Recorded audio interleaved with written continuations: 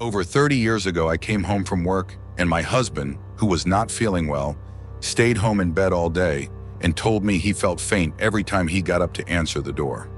I called his doctor and was told to bring him in. The waiting room was full, so he asked me to go home and fix dinner for our 2 children.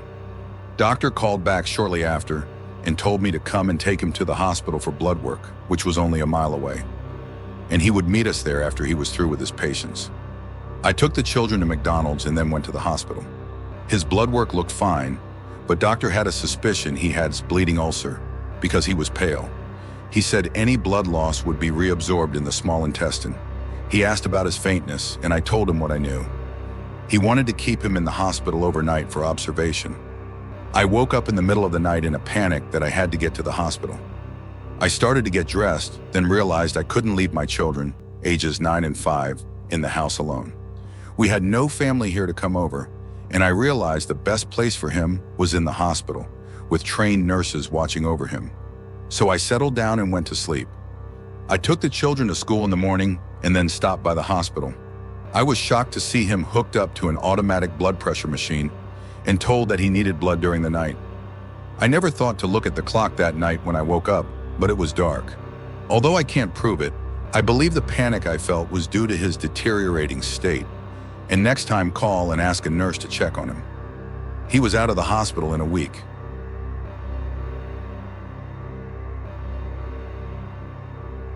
I woke up one morning after having a bizarre nightmare. I dreamt I called my boss and told him my youngest son was going to die. My son was only 10 days old at the time, a perfectly healthy, beautiful little baby boy. When I woke up, I felt nauseous from the dream and experienced the worst anxiety I have ever had. I knew intuitively that something was wrong with my son.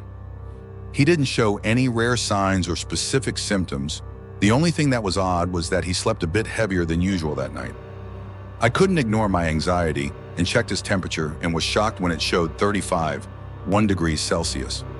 I immediately took him to the ER and soon found out that an enterovirus, a normal winter season virus that gives you a cold, had affected his heart, and the room was soon filled with doctors, and me and my husband were asked to leave. 12 hours later, the doctors informed us that the virus had caused our healthy baby a serious heart failure, dilated cardiomyopathy, and myocarditis, and that he probably wouldn't make it. They called a priest, and the rest is black for me. Our baby was put into coma in a respirator and was going to be put on an ECMO machine. We were transferred to the ICU for infants. After 2 months at the ICU, he suddenly improved. The doctors told us that almost no children survive this virus on the heart because there are no obvious clear signs, so the parents don't understand that something is wrong. They also said that what he survived is in theory impossible to survive, considering how ill he was.